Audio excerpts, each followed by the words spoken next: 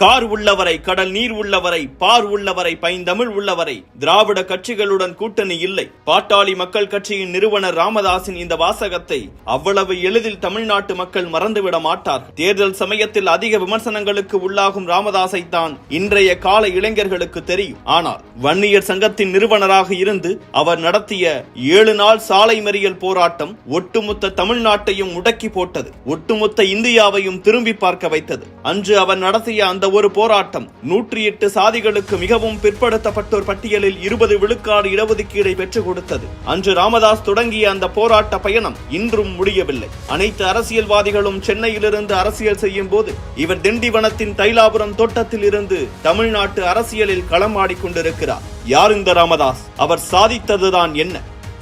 ஜூலை 25ஆம் தேதி 1939ஆம் ஆண்டு விழுப்புரம் மாவட்டத்தில் இருக்கும் கீழ் சிவிரி எனும் சிறிய கிராமத்தில் சஞ்சீவராய கவுண்டர் நவநீத அம்மாள் தம்பதியருக்கு 4வது மகனாக பிறந்தார் ராமதாஸ். சிறு விவசாய குடும்பத்தில் பிறந்த ராமதாஸ் ஆரம்ப காலத்தில் படித்தது எல்லாம் திண்ணை பள்ளிக்கூடத்தில் தான். தொடக்க கல்வியை தாண்டி உள்ளூருக்குள் பள்ளி இல்லை. காஞ்சிபுரம், சென்னை என ஒவ்வொரு ஊரில் ஒவ்வொரு உறவினர் வீட்டில் தங்கி படித்தார் அவர். இதற்கெல்லாம் காரணம் படிப்பின் மீது அவருக்கு இருந்த தீரா ஆர்வம். நன்றாக படித்தவருக்கு மெட்ராஸ் மருத்துவக் கல்லூரியில் சீட் கிடைத்தது. மருத்துவக் கல்லூரியில் படிக்கும் போதே பெரியார், அண்ணா, ஈவி.கே. சம்பத் போன்றோரின் கூட்டங்களை தவறாமல் போய் பார்ப்பார் ராமதாஸ். அரசியல் அறிவை வளர்த்துக் கொள்ள நினைத்தாரே தவிர அரசியலில் ஈடுபடும் ஆர்வமெல்லாம் அப்போது அவருக்கு இல்லை. படிப்பை முடித்தவர் திண்டிவனம் அரசு மருத்துவமனையில் பணியில் சேர்ந்த பிறகுதான் அரசியல் புகுதலும் மக்கள் சேவையும் ஏன் முக்கியம் என புரிய வந்தது அவருக்கு. ஊருக்குள்ளேயே தனியாக கிளினிக் ஒன்றை தொடங்கிய ராமதாஸ் வைத்தியம் பார்க்க 1 ரூபாய், ஊசி போட்டு மருந்து கொடுக்க 3 ரூபாய் வசூல் செய்தார். அதற்கும் வழியில்லாதவர்களுக்கு இலவச சிகிச்சையும் அளித்தார் அவர். தான் சார்ந்த சமூக மக்கள் கல்வி, வேலை வாய்ப்பில் மிகவும் பின்தங்கி இன்னல் படுவதை வேதனையுடன் பார்த்த ராமதாஸ், இது ஒரு ராமதாஸ் வைத்தியம் பார்த்து தீரும் நோய் அல்ல, அரசியல் வழியாக தீர்க்க வேண்டிய நோய் என களத்தில் இறங்க 1980ஆம் ஆண்டு உதயமானது வன்னியர் சங்கம். வன்னியர் சங்கத்தின் முதல் மாநாட்டிலேயே தமிழ்நாட்டில் வன்னியர்களுக்கு 20 விழுக்காடு இடஒதுக்கீடு, மத்திய அரசின் கல்வி வேலை வாய்ப்புகளில் 2 விழுக்காடு இடஒதுக்கீடு என தீர்மானங்கள் நிறைவேற்றப்பட்டன. ஏனெனில் தமிழ்நாட்டில் மிக பெரும்பான்மையான மக்கள் தொகையை கொண்ட வன்னியர் சமூக மக்கள் அரசு வேலைகளில் பெரிதாக எந்த பிரதிநிதித்துவத்தையும் பெறவில்லை என ராமதாஸ் நினைத்தார். வன்னியர் சமூக மக்களின் சமூக விடுதலைக்காக 1984இல் சென்னை மெரினாவில் பட்டினி போராட்டம், 1985இல் சென்னையில் லட்சக்கணக்கானோருடன் பேரணி மற்றும் மாநாடு, 1986இல் கவன ஈர்ப்பு ஆர்ப்பாட்டம்,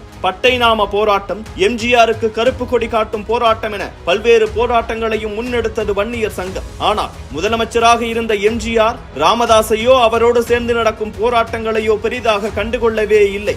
எம்ஜிஆருடன் நடத்தப்பட்ட பேச்சுவார்த்தையும் பெரிதாக கை கொடுக்கவில்லை. குதித்து போனார் ராமதாஸ். எளிய மக்களின் உரிமை போராட்டத்தை அலட்சியத்தோடு அணுகுவதா என ஆத்திரமானார். 1987ஆம் ஆண்டு செப்டம்பரில் இடஒதுக்கீடு வேண்டி தொடர் சாலை மறியல் போராட்டத்தில் களமிறங்கினர் வன்னியர் சமூக மக்கள். நேரடியாக ராமதாஸ் திண்டிவனத்தில் களமிறங்கினார். வேரோடு வேறாக ஆயிரக்கணக்கான மரங்கள் வெட்டி சாலைகளில் வீழ்த்தப்பட்டன. வட தமிழ்நாடு போர்க்களமானது. மொத்த போக்குவரத்தும் ஸ்தம்பிக்க தொடங்கியது. போராட்டம் தீவிரமாகவே ராமதாஸ் கைது செய்யப்பட்டு சென்னை மத்திய சிறையில் அடைக்கப்பட்டார். வட தமிழ்நாட்டில் கொழுந்துவிட்டு எரிந்த போராட்டத்தை ஒட்டுமொத்த இந்தியாவுமே திரும்பி பார்த்தது. என்ன செய்வதென்று தெரியாமல் திகைத்த அதிமுக அரசு வன்னியர் சங்கத்தை அழைத்து பேச்சுவார்த்தை நடத்தவில்லை. அதற்கு பதிலாக அவர்களை அடக்க துணை ராணுவத்தை வரவழைத்தது. மக்களின் போராட்டத்தை துப்பாக்கி குண்டுகளால் முடக்கியது அதிமுக அரசு. இதில் சித்தனி ஏழுமலை, ஒரத்தூர் ஜெகநாதன், முண்டியபாக்கம் சிங்காரவேலு, கயத்தூர் முனியன் என 21 பேர் உயிரிழந்தனர். விஷயம் கைமீறியது. தொடர்ந்து முதலமைச்சரான எம்ஜிஆருடன் பேச்சுவார்த்தை, அவரின் மறைவுக்கு பிறகு அவரின் மனைவி ஜானகி முதலமைச்சரான போது பேச்சுவார்த்தை என நீண்டாலும் எந்த பலனும் கிடைக்கவில்லை. இதன் தொடர்ச்சியாக 1988ஆம் ஆண்டு கும்பகோணம் அருகில் உள்ள குடிதாங்கி கிராமத்தில் பட்டியலின சமுதாயத்தைச் சேர்ந்தவரின் சடலத்தை வன்னியர் சமுதாயம் வசிக்கும் பகுதி வழியாக கொண்டு செல்ல எதிர்ப்பு கிளம்ப அவரின் சடலத்தை சுமந்து சென்று அடக்கம் செய்தார் ராமதாஸ். இந்த தொடர் செயல்பாடுகளால் ஒட்டுமொத்த தமிழ்நாடும் டாக்டர் ராமதாஸை உற்று கவனிக்க தொடங்கியது. 1989 சட்டமன்ற தேர்தலும் நெருங்கியது. தேர்தல் புறக்கணிப்பு என்ற முழக்கத்துடன் ஓட்டு பொறுக்கிகளே உள்ளே நுழையாதீர்கள் என பல கிராமங்களில் பிரச்சாரத்தில் இறங்கியது வன்னியர் சங்கம். எல்லா கட்சிகளுமே சனியன் தான். இதில் எந்த சனியன் தேவலாம் என்றால் எப்படி பதில் சொல்வது?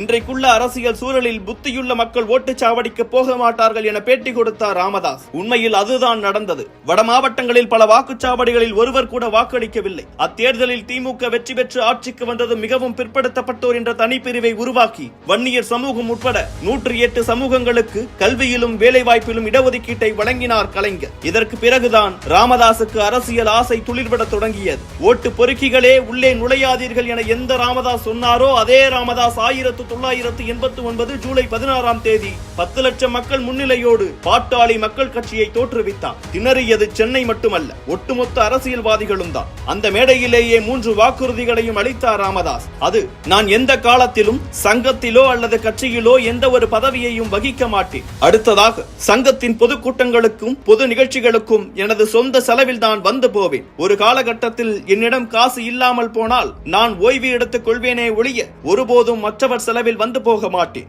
அடுத்ததாக, எனது வாழ்நாளில் நான் எந்த தேர்தலிலும் போட்டியிட மாட்டேன். எனது கால் செருப்பு கூட சட்டமன்றத்துக்குள்ளும் நாடாளுமன்றத்துக்குள்ளும் நுழையாது. எனது வாரிசுகளோ எனது சந்ததியினரோ யாரும் எந்த காலத்திலும் சங்கத்திலோ அல்லது கட்சியிலோ எந்த பதவிக்கும் வரமாட்டார்கள். இந்த சத்தியத்தை மீறி நான் நடந்தால் என்னை நடுரோட்டில் நிறுத்தி வைத்து சவுக்கால் அடியுங்கள் என்றெல்லாம் பேசினார் ராமதாஸ். பிற்படுத்தப்பட்ட, தாழ்த்தப்பட்ட மற்றும் சிறுபான்மையினருக்கு சமூக விடுதலை பெற்றுத் தருவதும் அவர்கள் பொருளாதார முன்னேற்றம் காண்பதும் அரசியல் அதிகாரம் பெறுவதும் தான் குறிக்கோள் என்பதை நோக்கமாக கொண்டு களமிறங்கியது பாட்டாளி மக்கள் கட்சி. கட்சி தொடங்கிய 5வது மாதம் நாடாளுமன்ற பொதுத் தேர்தலை சந்தித்த பாமக தனியாக நின்று 7 விழுக்காடு வாக்குகளை பெற்றது. 1991 சட்டமன்ற தேர்தலில் முதலாக களமிறங்கிய பாமகவுக்கு முதல் வெற்றியை பெற்று தந்தார் பண்ருட்டி ராமச்சந்திரன். யானை சின்னத்தில் போட்டியிட்ட பாமக முதல் நாள் சட்டமன்றத்திற்கு பண்ருட்டி ராமச்சந்திரனை யானையில் அழைத்து சென்றது. கட்சியை தமிழ்நாடு முழுக்க விரிவுபடுத்த விரும்பினார் ராமதாஸ். இதன் தொடர்ச்சியாக காவிரி பிரச்சனை, கர்நாடக தமிழர்கள் பிரச்சனை, இடஒதுக்கீடு, பேருந்து கட்டண உயர்வு, தடா எதிர்ப்பு, உரவிலையேற்ற எதிர்ப்பு, இலவச மின்சாரத்தை ரத்து செய்ததை எதிர்த்து பல்வேறு போராட்டங்களை மேற்கொண்டார். இதன் தொடர்ச்சியாக வெற்றி எண்ணிக்கையை அதிகரிக்க தொடங்கியது பாமக. 1996 4 சட்டமன்ற உறுப்பினர்கள், 1998 அதிமுக பாஜக கூட்டணியில் 4 எம்பிக்கள், 1999 திமுக பாஜக கூட்டணியில் 5 எம்பிக்கள், 2004 திமுக காங்கிரஸ் கூட்டணியில் 6 எம்பிக்களை பெற்றது பாமக. பாமக சார்பில் ஆர் வேலு ரயில்வே துறை இணை அமைச்சராகவும், ராமதாஸ் மகன் அன்புமணி சுகாதாரத்துறை அமைச்சராகவும் பதவியேற்றுக் கொண்டனர். இதற்கிடையே திருமாவளவனுடன் தமிழ் பாதுகாப்பு இயக்கம் என்ற பெயரில் கைகோர்த்த ராமதாஸ் தமிழ் மொழியின் வளர்ச்சிக்காக பொங்கு தமிழ் அறக்கட்டளையை தொடங்கினார். அலைவோசை செய்தித்தாள், மக்கள் தொலைக்காட்சி போன்ற செய்தி ஊடகங்களை தொடங்கி பிற மொழி கலப்பு இல்லாத தனித்தமிழை வளர்த்தி எடுத்தார். 2009ஆம் ஆண்டு நாடாளுமன்ற தேர்தலில் அதிமுகவுடன் கைகோர்த்த பாமக அனைத்து இடங்களிலும் தோல்வியை தழுவியது. 2011 தேர்தலில் 3 இடங்கள், 2014 தேர்தலில் 1 இடம், 2016 சட்டசபை தேர்தலில் முழு தோல்வி என தேய்பிரையாய் தேய ஆரம்பித்தது பாமக. அதோடு கட்சியின் கொள்கைகளும் கோட்பாடுகளும் மாறின. எனது வாரிசுகளோ எனது சந்ததியினரோ யாரும் எந்த காலத்திலும் சங்கத்திலோ அல்லது கட்சியிலோ எந்த பதவிக்கும் வரமாட்டார்கள் என சொன்ன ராமதாஸ் தன் மகனை இளைஞரணி தலைவராக்கினார். பின் பாமகவின் தலைவராக்கினார். காலம் கடந்தது.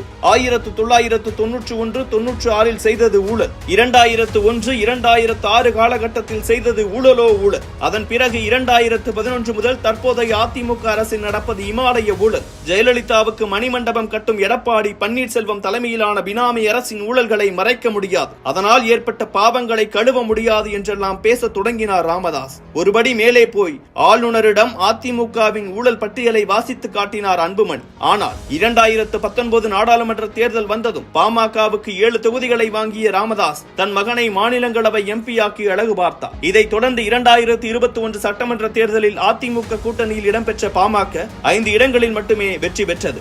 தற்போது 2024 மக்களவை தேர்தல் நெருங்கி வரும் நிலையில் அதிமுக பாஜக கூட்டணி முறிந்தது பாமகவுக்கு லக்காக மாறியது. வட மாவட்டங்களில் நல்ல வாக்கு வங்கியுடன் இருக்கும் பாமகவை தங்கள் பக்கம் இழுக்க இரு கட்சிகளும் மாறி மாறி போட்டி போட்டன. டிமாண்டை உணர்ந்து கொண்ட ராமதாசும் அன்புமணியும் இரு கட்சிகளுடனும் பேச்சுவார்த்தை நடத்தினர். இந்நிலையில் சமீபத்தில் தைலாபுரத்தில் பாஜக தலைவர் அண்ணாமலை, மத்திய அமைச்சர் எல் முருகன் உள்ளிட்டோருடன் பேச்சுவார்த்தை நடத்தி பாஜக பாமக கூட்டணியை உறுதி செய்துள்ளனர் அன்புமணியும் ராமதாசும். 10 தொகுதிகளில் போட்டி என கூட்டணி உறுதியான அடுத்த நாளை அன்புமணியையும் ராமதாசையும் பிரதமர் மோடியோடு மேடையேற்றி அசர வைத்திருக்கிறார் அண்ணாமலை.